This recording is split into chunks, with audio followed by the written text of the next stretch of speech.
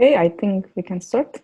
So this is the third day of the conference, and our first speaker today is Grigory Ivanov, and the title of his talk on the volume of sections of the cube.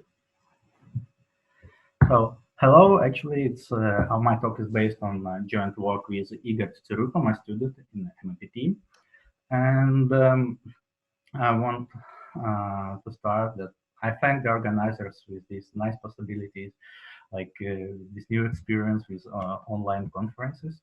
That's nice, and so let's go on. So, in my talk, there will be no graphs or like some like this discrete type construction. We will consider only polytopes and their properties. Namely, we will consider the sections of n cubes. And we are interested in the volumes of these intersections. And actually, these problems have been studied intensively, and there are several major results. First of all, I guess that it's the lower bound on the volume. It's the Valère theorem that says that actually the minimal possible volume of such intersection is the volume of the K cube. And of course, this bound is optimal for all n and k, and it's not hard to understand that it's attains whenever H is a coordinate subspace. The second bound, upper bound, it's Ball's inequality. Kidd-Ball proved two inequalities. There are several papers, but like the last paper, I guess, the more general paper, it's there are two inequalities. First inequality that bounds the volume of the intersection and it's optimal when k divides n. And the second bound, another bound, and it's tight when h has a small k-dimension. However, I would say that Ball didn't show that this he didn't describe all maximizers, and moreover, I guess to the best of my knowledge, it is not known whether, for example, the second bound is optimal only for known maximizers. And actually, there are people use kind of sophisticated techniques to prove this result, some tricky functional inequalities, or some properties of measures, but we will not discuss these techniques today. I want to focus on simple geometric properties, simple geometric constructions of these intersections. I want to show some geometric intuition behind the curtains. And first of all, what can we say about Ball's inequalities? That it's known that all maximizers are fine cubes. All known maximizers are fine cubes. And somehow we can join these two inequalities in one. Let's say that C cube is a constant such that the maximum volume of a section by a k-dimensional subspace is attained, and such that this intersection is an affine cube. Then our conjecture, the main conjecture here, is that actually the tight upper bound in the volume is the following, and you can see this on the screen. And it's not hard to find these constants. I think that it's almost impossible to understand what is written there, this constant. The message is that one can calculate these constants, and these constants give optimal bounds in both inequalities. So, but then somehow we want to paraphrase our problems.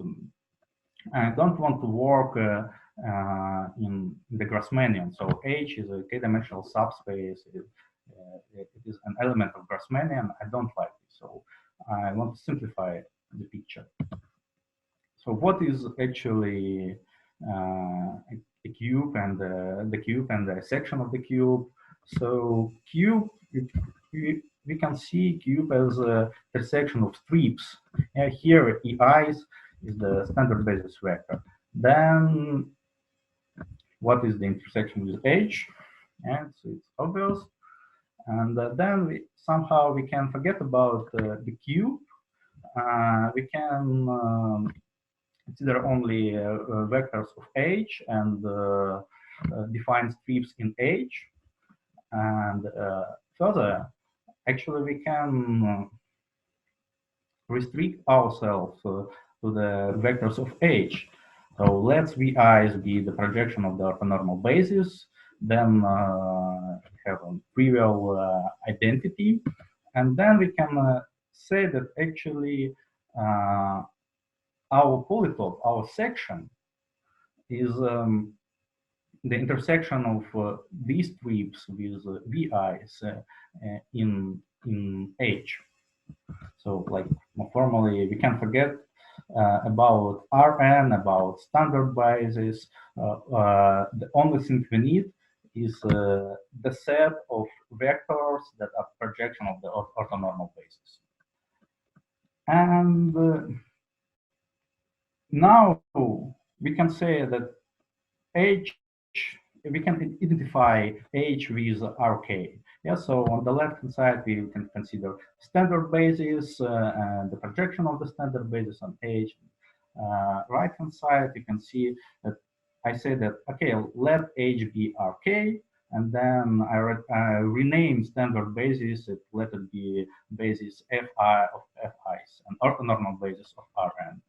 And this way we can define like this, some described sets. We say that n tuple of vectors is a tight frame if the vectors of S are the projection of orthonormal basis of Rn. And then we, for any n tuple, we can define this intersection of strips. And I recall that actually this is just an equivalent description of the intersection of cube with a k-dimensional subspace.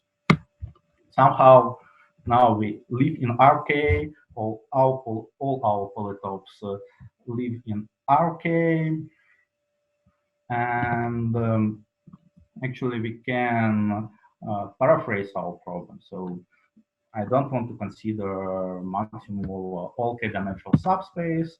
I want to consider the maximum over all tight frames in RK. And these problems are equivalent. Moreover, I would say that even local, these problems have the same local maximum and minima, and so you can say that, yeah, they're equivalent. But still, there is a problem. So now we live in RK, but I want to, we want to perturb our facets, our polytope of vectors of S, and I want to understand what happens. But it's not clear how to change vectors of S, of maximizer, local maximizer, and so on, in such a way that and U at tuple is a tight frame as well. So what do we want? It's actually we want more freedom. So for this purpose, let's kind of we can we have another description of tight frame, algebraic description. So vectors form a tight frame if and only if like some identity holds. So they give John decomposition of the identity. And it's, from algebraic point of view, it's much more easy to work with this identity, of course. Then the next step, just for any untuple, we say that exactly this operator from this identity, it's let's call it A of AS. And the thing is that, so due to this result, we get vectors from a tight frame if only if AS is the identity. However, now if for a given tuple, this operator is strictly positive, then we can apply this linear operator, okay, not itself, but square root with minus to S. And what do we have as a result? We have a new type frame. And this allows us to write some, to obtain some variational principle. So it's easier to understand what does it mean that AS is strictly positive, just span, S spans the whole space, and we say that such vectors form a frame or is a frame. And so, finally, the whole variational principle is the following. We want to test whether S is a global maximizer or local maximizer in our problem. Then we apply some operation P. P is just an operation. I do not specify what it is. It might be linear operation. We can map one vector to another vector, one vector to zero, and etc.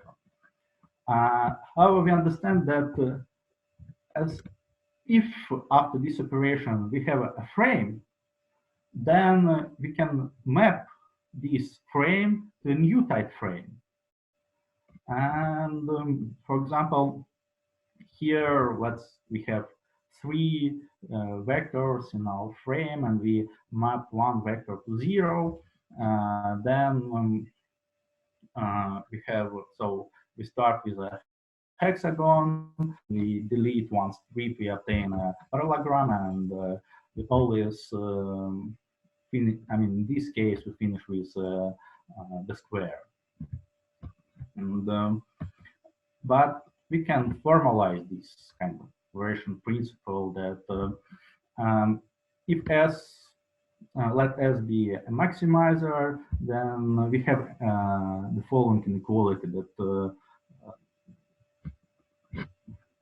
and in this inequality, we kind of separate algebraic part, like on the right hand side. So there is some determinant of our operator, and in the left hand side we have only geometric objects. So finding property nicety, we obtain this tilde S. We may understand what happens with the volume, and if we are lucky enough, we can get something. So, and the first result actually here, that we can, it's a symptotically tight result, that we can measure the lengths of vectors of a global maximizer. And I don't want to go into detail. I just say that the trick is that you can find a short vector and map it to a long one, and vice versa. And then if you write this necessary and sufficient condition, then you will obtain these inequalities. But okay, but then we want to perturb our global maximizer or local maximizer. And by perturbation, I mean that I choose a subset some subset of S and add to them, let's say, constant vector, just tau x. And what do we want? We want to rewrite our first order necessary condition. So as I already told you, that in the left-hand side, we have something with volumes. And in the right-hand side, we have this algebraic formula with determinant. And if we are lucky enough, and actually this inequality holds for tau in some open neighborhood of 0, then by routine we see that the coefficients coincide. And this is actually a new geometric necessary condition for local maximizer. And then, so the problem is we can compute the determinant. It's not very hard to. Again, there is some tricky formula, but the message is that you give me vectors xi's, and I can expand the right-hand side in the necessary and sufficient condition in Taylor series. However, there is a big problem that the left-hand side, it's not so easy. So you cannot just change arbitrary vectors of S, because, okay, you can show that it's continuous. This function will be a continuous function, but it's not smooth. But then, so for example, consider the following case. Our intersection is a regular hexagon, and these dashed lines some strips that correspond to some other vectors, V4, for example. And so in the initial station, it doesn't, this strip doesn't participate in our somehow in our polytope. We cannot see it. However, if we scale V and we on the left hand side we increase its length, that we somehow shrink our polytope, and still our polytope doesn't see these dashed lines. And but when we somehow stretch, decrease length of V on the right hand side, so we stretch out the proper strip, and actually we change the combinatorics of our polytope. So now it's octagon, and therefore there is no smoothness. However, together with Igor, we managed to show that in some sense all vectors of S matter, because all of them are non-zero, and this hyperplane that at the boundary of the corresponding strip intersect cube, the cube in the facet of cube. So from now on, so there is a hint what is our substitution, that we move V in a proper direction, and then you calculate it. You need to find this direction. Yeah, this is a problem, but you always can do this. And from now on, I just say that HV denotes the polar to vector V in RK, and using lemma 1, it's actually quite clear what can we do with our vectors. So let's define substitution. So if we have a facet um, of our polytope, cube of S, then what we are doing, we if facet lies in this polar to the vector v, then we somehow add vector u to v, and it's if we consider a symmetric situation, so v somehow corresponds to the minus f, so minus f belongs to hv. Then we do a symmetric substitution. We substitute v by v minus u, and all other vectors of S, they just remain the same. So using this f substitution, I hope that you can see this, that what happens to our polytope, that we actually perturb the pair of the opposite facets simultaneously, and everything is smooth in this case. And we can use our this first order approximation. So now I'm going to show, like, I would say, two standard f substitutions that, like, I hope the first two people would consider this type of situation. So the first substitution, just let us shift a facet of polytope, parallel to itself.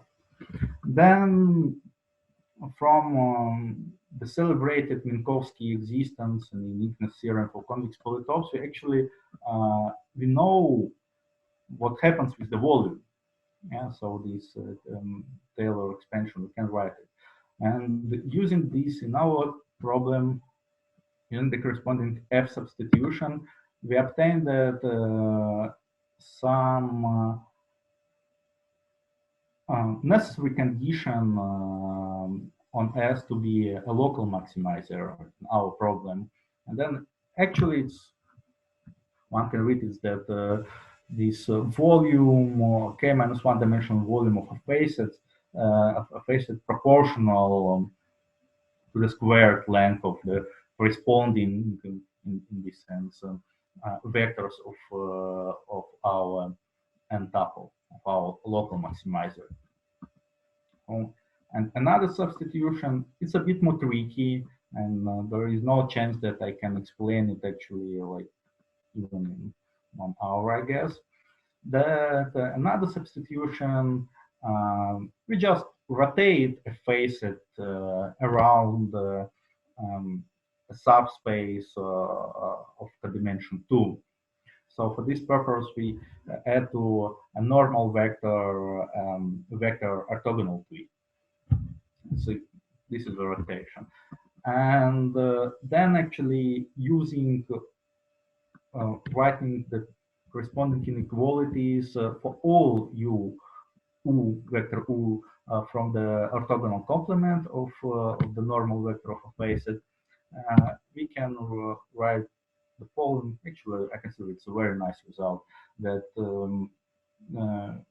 we obtain the following, that if S is a local maximizer, then a line with the directional vector v intersects the boundary in the centroid of the facet. So kind of now we have that, so to summarize it, we have, I would say, very symmetric situation, that first of all, the intersection and these polars of our vectors intersect cube of S in facets of cube of S.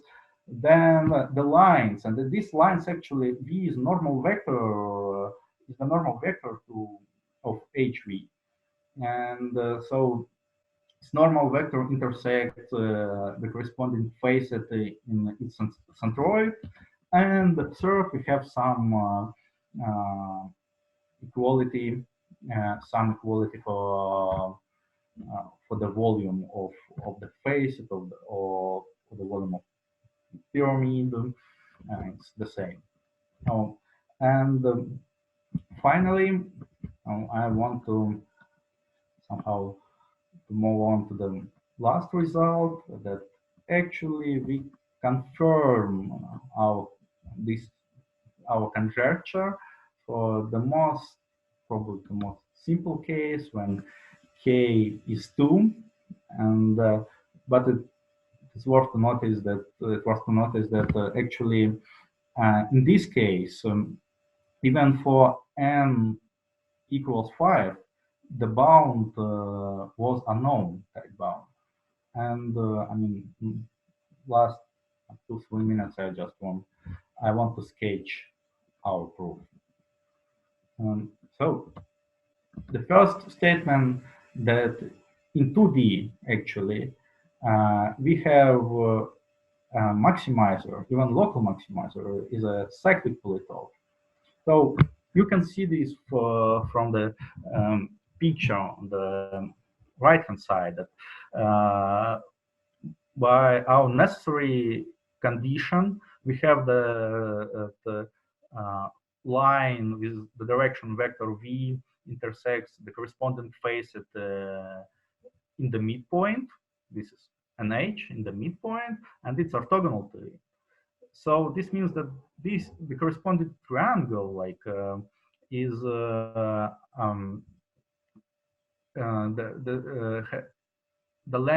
length of sides are equal, and this implies that the whole polygon is cyclic. Then actually we can bound the circumradius of this polygon. So I mean, from the picture that we have that HV is the polar to V, then we have we know the attitude, and using our bounds on the length of V, and then we can choose that angle phi to be at least, yes, P over 2F, where is 2F is the number of edges. And the last we just let us use the discrete supermetric inequality. And by the discrete supermetric inequality, understand the following statement, that among all cyclic polytopes with 2F edges, regular 2F gon has the biggest volume. Honestly, if you write this, the volume of these 2F gon, and then use our contractual bound, that you have this inequality, and actually that more or less that's all.